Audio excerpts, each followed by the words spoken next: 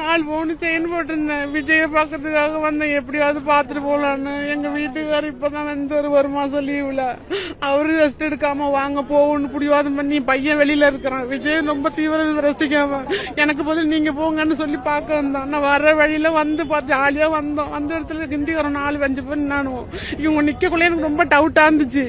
ஹிந்திக்காரனால நான் பயமா இருக்கும், இவனை திருடுவானோலன்னு சொல்லிட்டு டக்குனு என்ன செஞ்சு நான் கழட்டி நீ பாண்டு பாக்கெட்ல வச்சுக்கம்மான்னு சொல்லி முன்னாடி வச்சுக்கிட்டு முன்னாடி வச்சு 2 கையை வச்சு பொத்திக்கிட்டு தான் இருந்தது.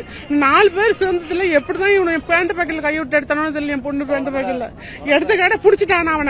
அவன் இன்னொரு தண்டை மாத்தி விட்டுட்டான். இவன் இல்லங்கிறான், இவன் நடிக்கிறான், நல்லா நடிக்கிறான். இவனை தவிர வேற யாரும் இல்ல. எப்படியாவது சொல்லி எங்களுக்கு வாங்கி கொடுங்க, 4 பவுன் வாங்கி கொடுங்க. என் பொண்ணுக்காக குறி சக்கரமெல்லாம் சேர்த்து வச்சேன்னா. என் பேர் வடக்கு பொய்யூர். என் பேர் சுமதி. 4 பவுன் வடக்கு பொய்யூர். வடக்கு பொய்யூர், நாகை மாவட்டம் வடக்கு பொய்யூர். நான் விஜய் பக்கம் வந்தேங்க ஆர்வமா. என் பையன் இங்க இல்ல, வெளியில இருக்கிறான். எனக்கு பதில் நீங்க போய் எங்க பாத்துருவாங்கன்னு சொன்னான். நான் எப்படியாவது விஜய் முகத்தை பாக்கணும் இங்க வந்து நின்னா. வந்து வீடியோ எடுத்துக்கிட்டு இருந்துச்சு என் பொண்ணு. நான் என் கருத்துல வந்து எப்படியாவது போயிட்டு மிஸ் ஆயிடுன்னு நான் கட்டி என் பொண்ணு கிட்ட கொடுத்தேன். என் பொண்ணு முன்னாடி பேண்ட் பாக்கெட்ல வச்சுது. அப்படியே வந்து கையை ஒட்டி எடுத்து இன்னொரு ஆள்கிட்ட கொடுத்து அவ பாத்துட்டா. எடுத்த ஆளை பிடிச்சிட்டா கையில வச்சுக்கிட்டு இல்லங்கிறான். எப்படியாவது சொல்லி வாங்கி கொடுங்க.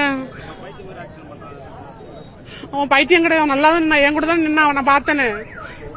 நான் இப்படி திருட்டு பையனு எப்படி எனக்கு தெரியும்? நல்லது மாதிரி நின்றுகிட்டு இருந்தாங்க.